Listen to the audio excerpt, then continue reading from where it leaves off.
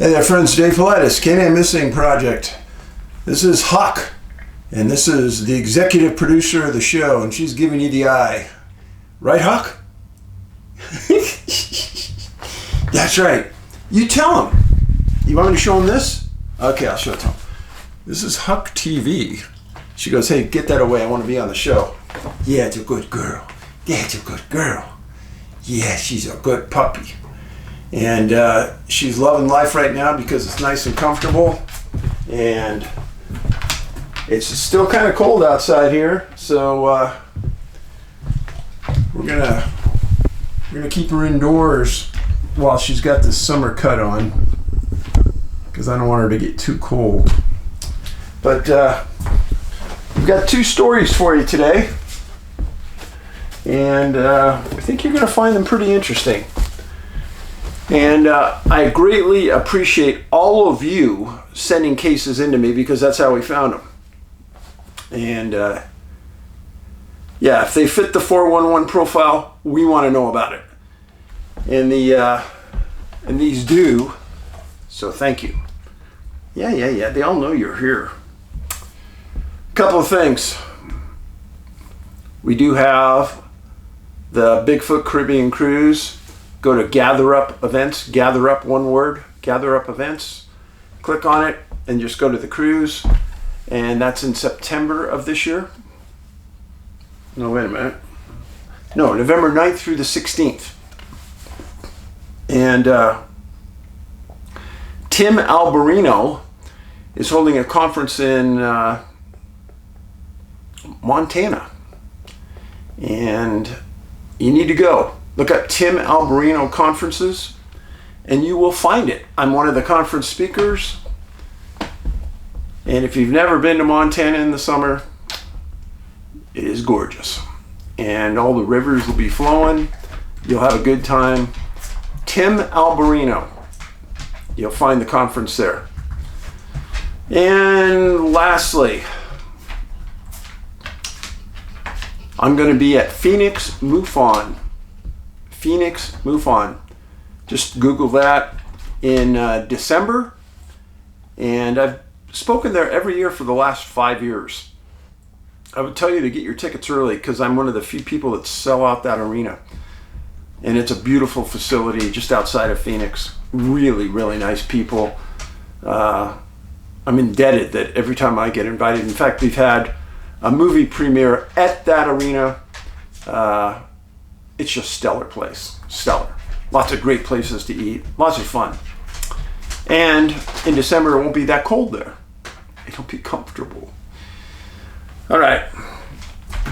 Let's get on this. The first case, interesting. It involves a young man from Canada, from Vancouver. His name is Taylor Boland. 30 years old, went missing April 26, 1995 at 12:54 a.m. He resided in Vancouver, BC, and he's employed by a firm, Capital. He was in the United States playing for a club hockey team in Vancouver. And Taylor's a good hockey player, played right wing.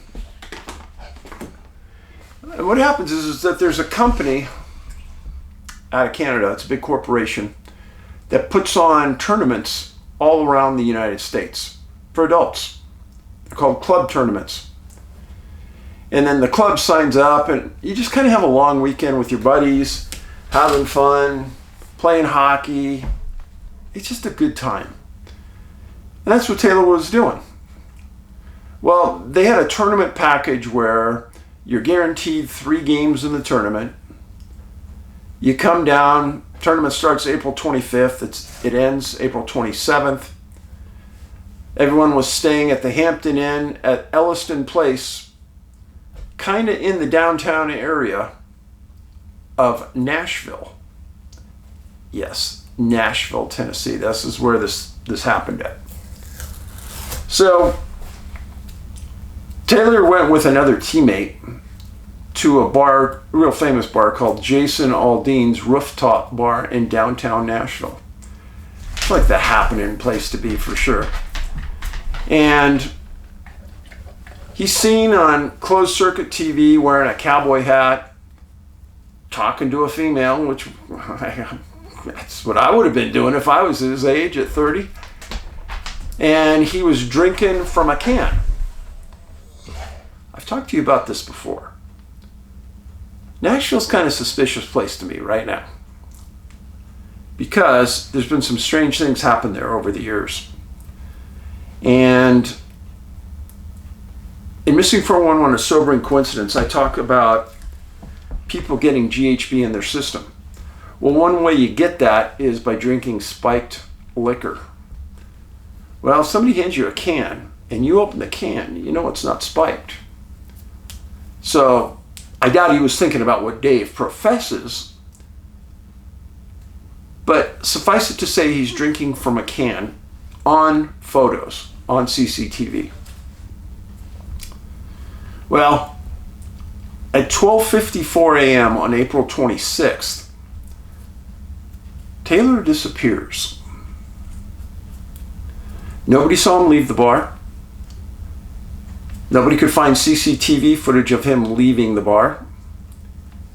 And he never told the friend he was with he was leaving the bar. So the question is, where'd he go? And why would he leave his buddy?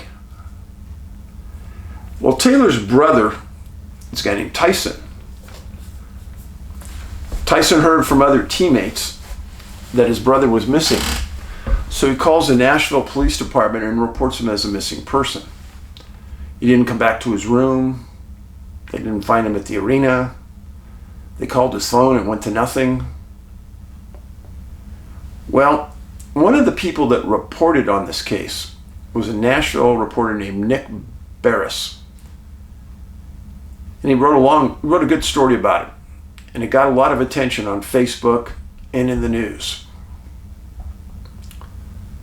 The following day, about 36 hours later after he disappeared, at 1 o'clock in the afternoon, things started to get strange. First of all, no one had heard from Taylor. Nobody had seen him. Absolutely not like him at all. So you can notify the concern. And Metro Nashville Police put out this flyer. Well, at 1 o'clock that afternoon, a woman texts Nick, the guy who wrote the article, and stated that there's a man who's disoriented that appears to be Taylor at a McDonald's at the McGavick Pike, 30 minutes from downtown Nashville, sitting in the McDonald's. Barris notifies local police and they respond.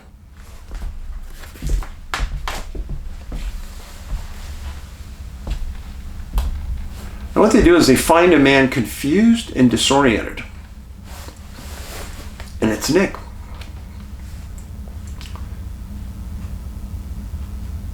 Taylor told the police that he woke up in a field.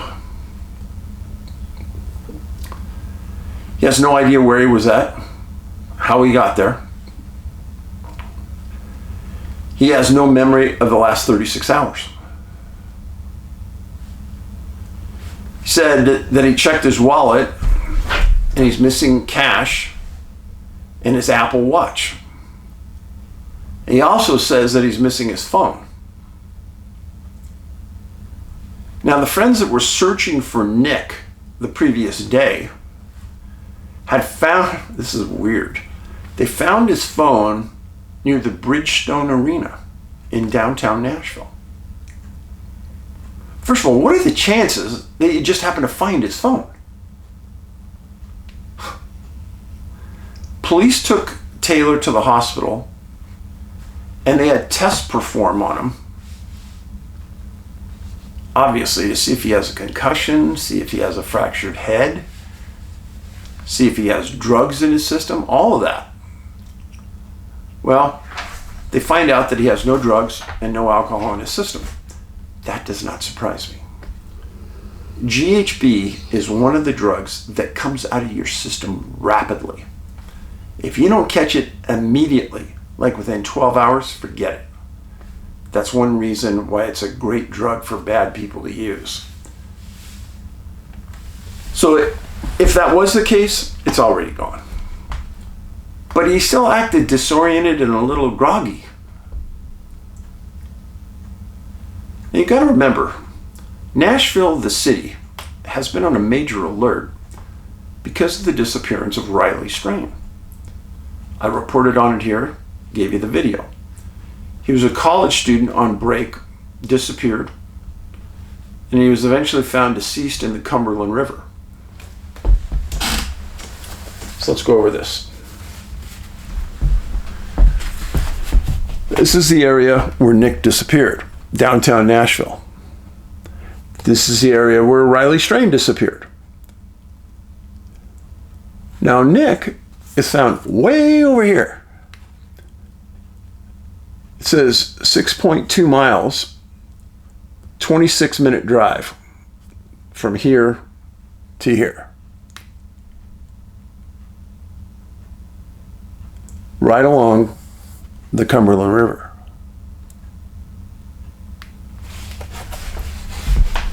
So,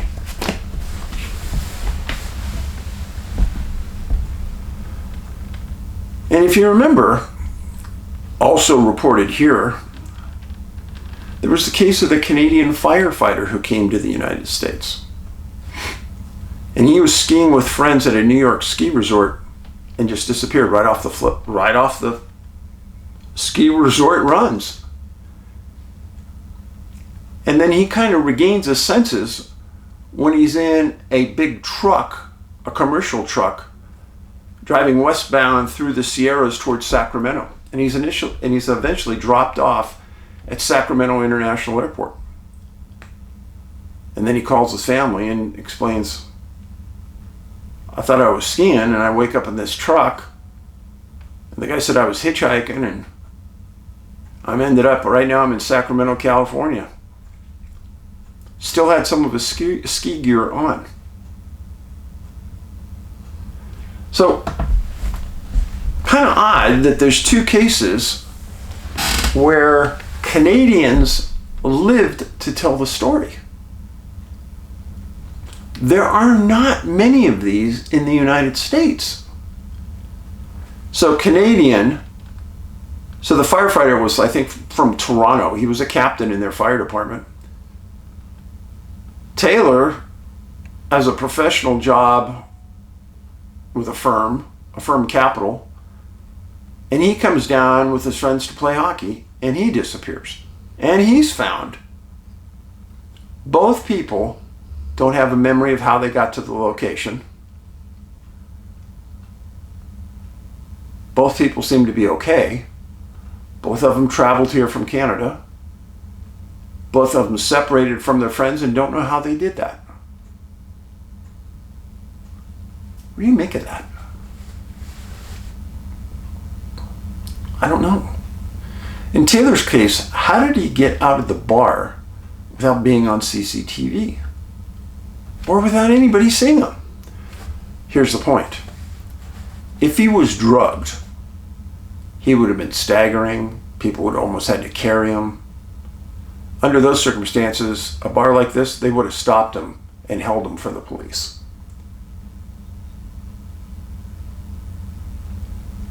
And then in Riley's case, he was picked up on CCTV walking down the sidewalk through downtown Nashville. But Taylor wasn't. How's that? Now I understand that his watch is missing and cash is missing out of his wallet, but he said all of his ID was there.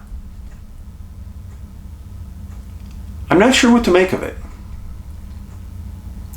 It kind of fits the 411 profile, point of separation, loss of memory, etc. But the theft of things makes me suspicious. Not finding a drug in the system doesn't concern me in the least. That's what GHB is all about. I do think that if anybody goes to Nashville to party, you go under the buddy system. You don't leave your wingman. You stay with that person always. Keep them in sight always. One leaves, one gets thrown out, the other one goes with them. And I've stated this before, and I'll say it one more time. That point of separation is important. Something happened in that time frame. Now, do I believe Taylor's story? 100%. Yeah. He's not even from Nashville. How did he get 25 miles or 25 minutes out of town? He wouldn't embarrass himself like that. Okay, so that's Taylor Boland. He eventually, actually when he was missing, his relatives flew down here from Canada in that day. And they were all over this from the very beginning. Great family. I'm glad he's okay. Next case is strange. And I usually don't talk about autism too much, but this is a very strange case. It's out of the general Seattle area. A young man named Jonathan Hoang, Hoang, 21 years old, missing March 30th of this year from a city called Arlington, Washington. Well, Dave, we haven't heard of that. Where's Arlington? Well, it's just northeast of Seattle. Here's Seattle. Here's Arlington up here. It's about an hour and 15-minute drive. Arlington is a developing city, really nice homes, really nice area. It's like where you go to live in the suburbs if you're wealthy. So Jonathan lives with his mom, dad, and younger sister in almost a brand new neighborhood. Very nice homes. He's autistic, but he's verbal. He's able to communicate. He's described as very gentle, very polite, unable to remember things, forgets things. Wouldn't remember his home address. If you told him something 1 minute, he'd forget it a couple minutes later. He lived in the 18,500 block of 114th Drive Northeast in Arlington. Very rural area, woods around this little neighborhood that they built. There's probably 30, 40 homes, a couple of streets, completely surrounded by heavy woods. Now,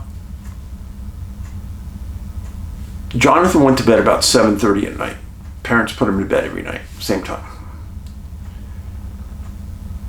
They have a house with a walkout basement. He lived downstairs. There was a door on the rear of the home at the walkout basement. So they put him to bed March 30th at 7:30. March 31st at 5:30 a.m., Mr. Hoang's up. He goes down, checks on his son. Son's gone. Never happened before. So he searches the bedroom, searches the house, looks around. He's a little confused because he sees that all of Jonathan's shoes are there. So it appeared to the family that he left without his shoes. So he gets the family up and they start searching. They go through the neighborhood, go through the yard, look through the house a few times. He's nowhere to be found. And he didn't take a coat. They think he wore his khaki pants and a polo type shirt, but no coat. And on March 30th, it would have been a cold morning. No coat. Family calls the Snohomish County Sheriff, and they responded and took a report. Let me stop you here. pump the tires on many sheriff's departments. But I probably read 20 missing person reports out of Snohomish County. I got to say that their sheriff's department is a very thorough group when it comes to search and rescue. They have a lot of practice. And every time I've read their reports, reviewed what they've done, professional organization. I don't have anything that's bad to say about them at all. So they respond out, they take a report, they search the house, search the yard, call more deputies, and they start to search the neighborhood as well. And part of that initial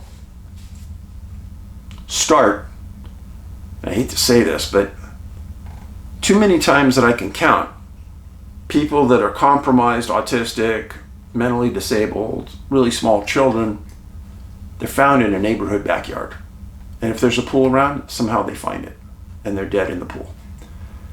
So I'm sure that the deputies went out and they searched every house in this neighborhood. And here's the neighborhood. So this is the street. This is the 18,500 block that they live on. But you can see that the entire neighborhood is surrounded by heavy woods. One street in, woods on both sides, very rural coming out. This is going towards the highway out here. So a lot of area to search, a lot of area to go missing in. So there's no doubt they contacted every house on this street, spoke to everyone personally, asked them to search their yard, probably asked if they could go search the yard, gave phone numbers, exchanged phone numbers, asked, I'm sure they asked these neighbors, well, do you know Jonathan? Have you seen him? Etc. The deputy there calls for a supervisor. Supervisor comes out, he explains the details, and the supervisor says, yeah, we're going to need a full search and rescue call for this. The next day, that would have been on April 1st, Snohomish responds with a full search and rescue call out. 150 ground pounders come out from 5 different county search and rescue organizations. They bring their canines, drones, helicopters with FLIR, and they brought professional trackers. This wasn't an intense effort. This was not a partial, okay, we're going to go through the procedure and we'll look like we're giving it a good show. No, they did. They had everything there that I would want there if I was the parents. Searchers were told by the family that Jonathan struggles with problem solving, but that he had the ability, and he did take a bus to school and a bus home every day, but he had never ridden, nor does he understand county transit. The family also told the commander that Jonathan had never wandered away before, and he had never left or even gone outside in the middle of the night. If he wants to go outside, the parents said they have an agreement that he asks, and it's always approved. And then the parents know to kind of keep one ear on the outside to listen for him and make sure he gets back in. So the canines, with the parents, determined that Jonathan walked out that walkout basement door on the lower level, which there's no fences out there. They just walk right out and you're in the woods the next second. But Mr. Hoang stated that his son came out that back door, made a right-hand turn, and then walked up the rock steps up to the driveway in the street level.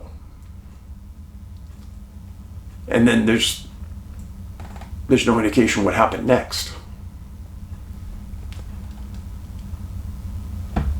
His sister advised that Jonathan is a very wholesome person. And she said something that I don't know if you could say it about anybody that's 21 years old, but she said, I doubt he's ever told a lie. Now, for me, if I was a law enforcement, I'd be concerned that somebody could take advantage of him. And I'm sure that's what the parents were as well. Search goes on for 4 days, 5 days. On April 4th, 5 days after the incident, the Washington State Patrol, in conjunction with the Snohomish County Sheriff, issues an endangered person alert in the state of Washington. The following day, Snohomish County terminates the search. They find no evidence. They find nothing. Mr. Hoang was the predominant spokesperson for the family. He's a smart man. He's a VP of R&D for a big company. He has an engineering background. He's very smart.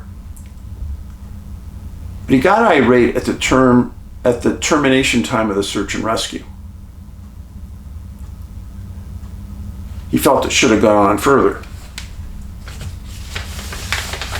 And at the time, it appears as though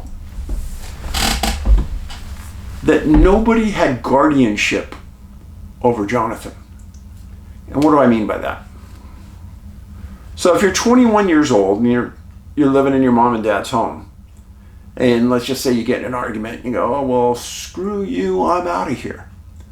And you call the police and you say, hey, my son just ran away and he hasn't come back for 3 days. And I'm the officer, I'd say, hey, he's 21 years old. He's an adult. He has a right to leave and come whenever he wants. As long as you're allowing him in the house, he can come and go whenever he wants. He's not a missing person. He left on his own.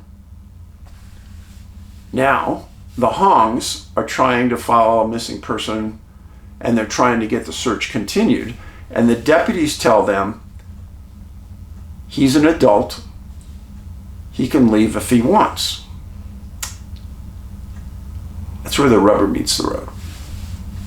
Mr. Hoang did an interview, and he said that he has guardianship of his son now, which implied to me that at the time they filed the report, they didn't have the guardianship.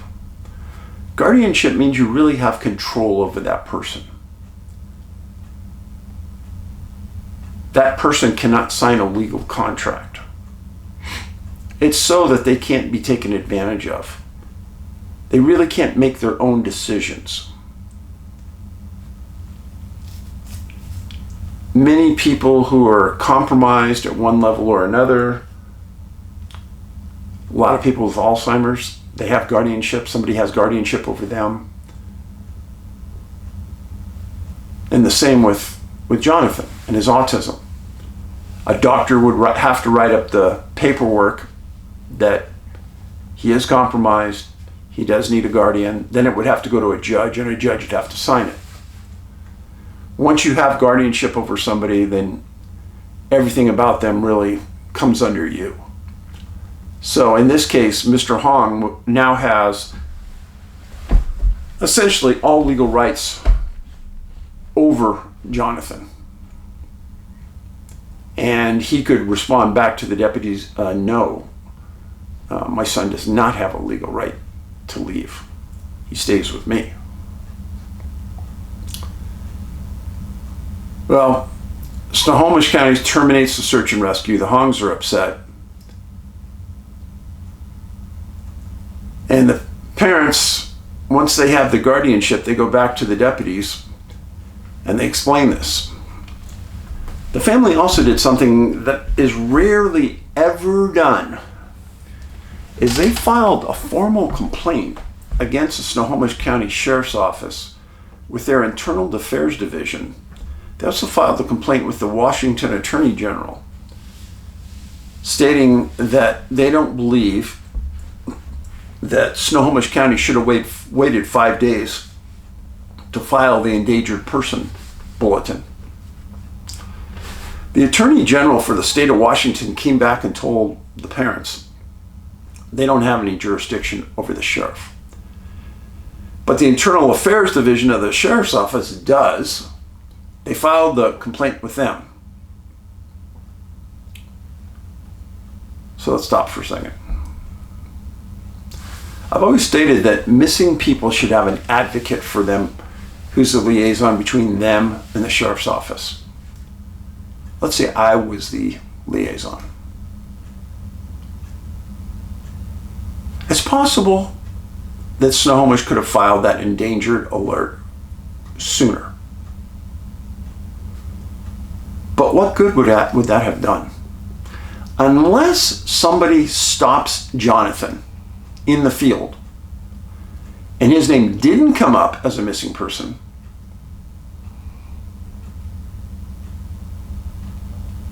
then I could understand. Now, until the parents got the guardianship, let's say that first day that he was missing, a patrolman 10 miles away stops him and Jonathan gives his name and the patrolman runs it and it shows, yeah, he's listed as a missing person, but you can't hold him. Happens all the time. All you want to do is you want to just indicate in the report that you stopped him, you talked to him, he's fine, you had to let him go. But if they had guardianship, you don't let him go. You hold him. Now, the parents file the complaint. If I was the advocate, I would say, what good does this do for us, meaning the parents of the missing? It's just going to cause animosity between you and the sheriff's office, and you need the sheriff's office right now. We don't need this division between what you think and what they think. Okay, so maybe they should have filed that 3 days earlier. But what would that have gotten us? Nothing. He wasn't stopped. Nobody knew he was missing. Nobody has seen him. He hasn't been reported to seen anywhere. So what's the point in filing a complaint? Well, Snohomish County cared. And they sent their investigative lieutenant out to meet with the family. And they sat down and they talked for several hours. He explained the process that they have to follow. He took questions and he sorted through the details, what had happened, what will happen, and what their concerns were. And one of the things is that the family had gone on social media and raised money to hire a private investigator. Not a bad idea. If I was them, I probably would have done the same thing. Well, the sheriff said that his agency would work with the private investigator to find Jonathan. And then, right about the time of that meeting, the detectives had already contacted Apple and Microsoft and asked if their apps on the iPad had been used at all since March 30th. And the answer was a sobering no. So what does that mean? Why would Jonathan have taken that iPad? Does he understand maps? I don't know. Was there a map on there that he was following? I don't know. Now, they said they also looked through his computer and there was nothing that would give many leads on where he was going or what he was doing. The family is adamant that he was kidnapped or lured from his room because he's never left before. And they wanted the sheriff's department to have this handled by their major crimes unit as a kidnapping. But there's a problem. There's no evidence of a kidnapping. There's no evidence that he was lured. Now, you may think he was, and I get that. But there's no evidence of that. That's why this is a tough case. Really tough. Now, canines didn't pick up a scent trail that they were able to find him. He walks out in the middle of the night. Everybody finds that very odd. And To me, one of the oddest things is that this area of Washington has a lot of small communities. And this got big press. So you got Smoky Point, Bryant, Tafton, Savannah, Sunday Lake, Lake Godwin, all in the area of where he disappeared. Now this was playing all over every news station in Washington for the first 2 weeks. Everybody had seen Jonathan's face. Everybody had seen him. They knew what they were looking for. The issue to me is, where did he go? The other odd thing to me is autistic Alzheimer people are people of process, routine. They like wearing the same shoes. He's going outside, but he doesn't put his shoes on. He doesn't wear his coat. Sounds like he's just taking a really short trip.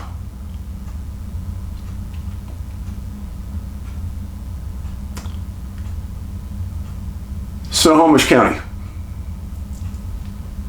did a good job with that initial search. I find nothing wrong with that at all. I hope there are some leads. I personally hope that you'd put up a Crime Stoppers reward form. You know, maybe 25 grand, get people looking. And family, maybe you should post a reward through your private investigator and get that on every news station as well. That would be my other recommendation. Time to start praying for Jonathan. Huck's here sleeping. She moved around a little bit, but she's laying right next to me. Remember, kindness is free. We all need to be kind.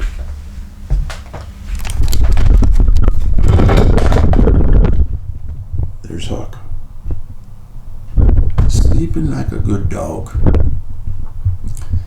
Be safe, folks. Paulides out.